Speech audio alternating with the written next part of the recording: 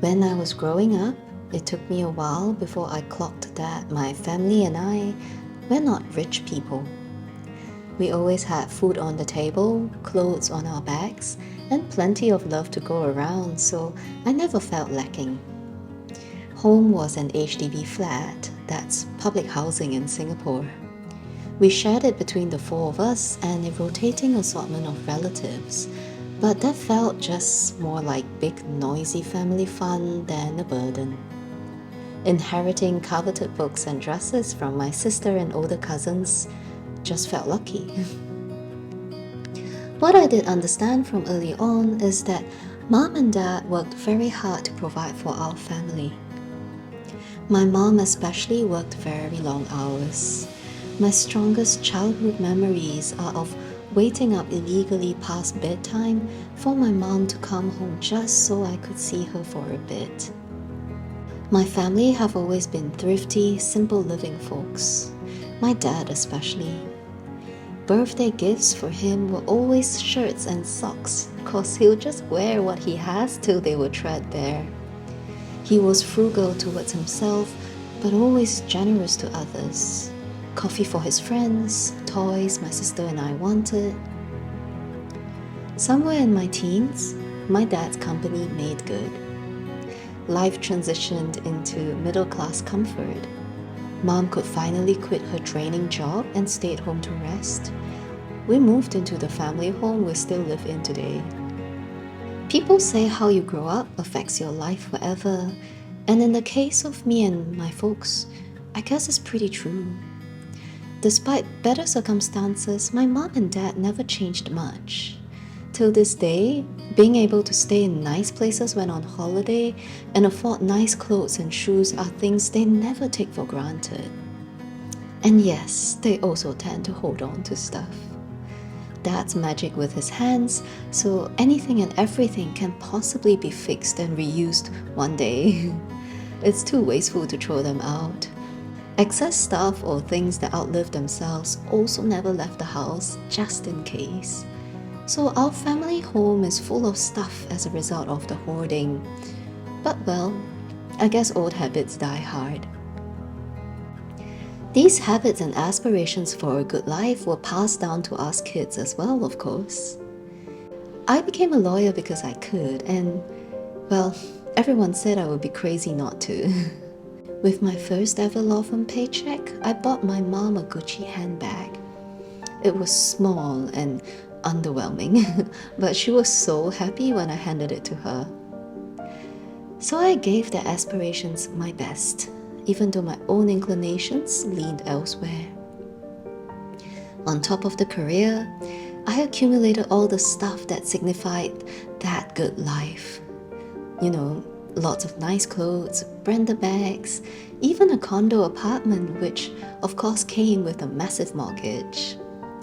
All these were supposed to be the gateway to happiness and fulfillment. But whilst I wasn't looking, those long days turned into over 6 years, and still the happiness and fulfillment remained elusive. And yes, I had a lot of stuff, but actually there was not much in the bank. You'd think that growing up having less would make me happy to have more as an adult. But the opposite actually turned out to be true. My expensive, fancy life felt needlessly complicated, stressful, tiring. Across those years, some of our beloved family also left us. I watched as my parents couldn't do anything else but stand by the bed as the beyond valuable lives of who they loved came to an end. It really hammered home the limitations and finality of our mortality. Rich or poor, it made no difference in the end. Nobody could take a single thing with them as they left our world anyway. For the people left grieving, in those last moments, what's left behind is the furthest things from our minds. That stuff meant nothing. What remains and is remembered are their acts of kindness, the values they embodied, the deep bond of love that even death cannot sever, no matter how much time has passed. Love and goodness are the only things that endure. I saw that in the instances where not much was left behind, it actually was a blessing in disguise. There's no conflict over who gets what or how to manage or store the stuff. So in the end, I chose to let minimalism set me free. I chucked it all away. I rented out my apartment so the rent could take care of the mortgage I was tied to. I sold what I could, quit my job, and gratefully released all those fancy aspirations and all that it demanded of me. When I had to write my life story anew, it was the lessons and habits I had learned growing up with less that I turned to instinctively. I had watched for years as mom and dad lived well within their means and spent money based on needs, not wants. So when the time came, I knew what I had to do. Thanks to them, I know what being financially responsible with humble means looked like. I remember their lessons to be careful with debt, that the triumph lies not in wearing your wealth for the edification of others, but in having savings and making good bargains. The trick is to be smart with money whilst getting the most juice out of life. Growing up, my family had shown me that love was infinitely valuable over needless things.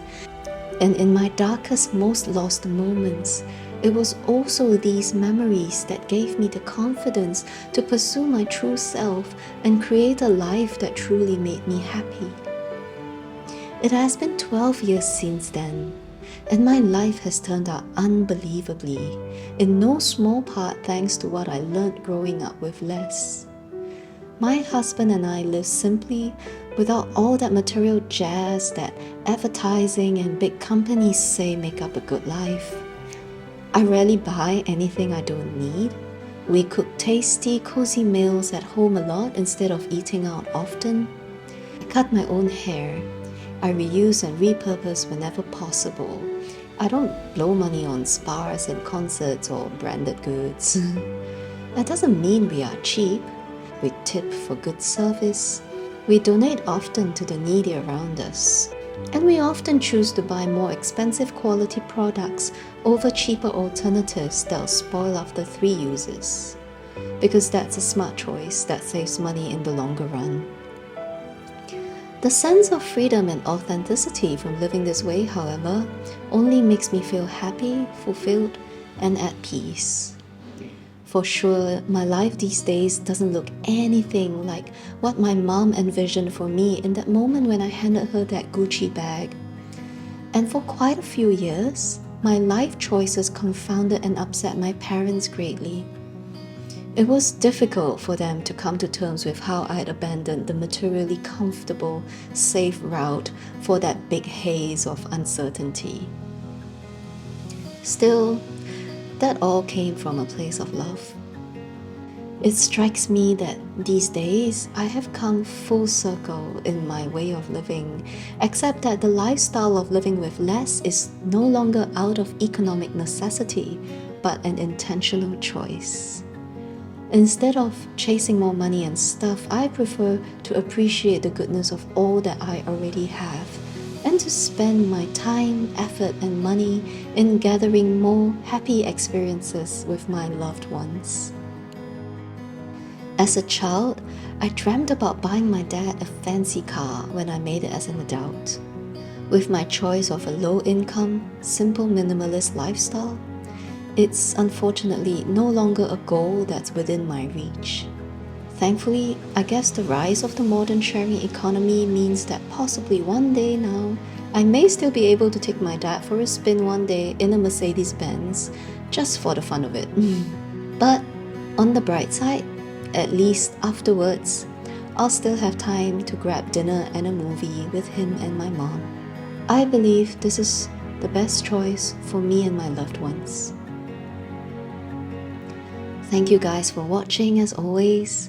I hope you enjoyed this little peek into my personal life and that has helped shape your thoughts about minimalism.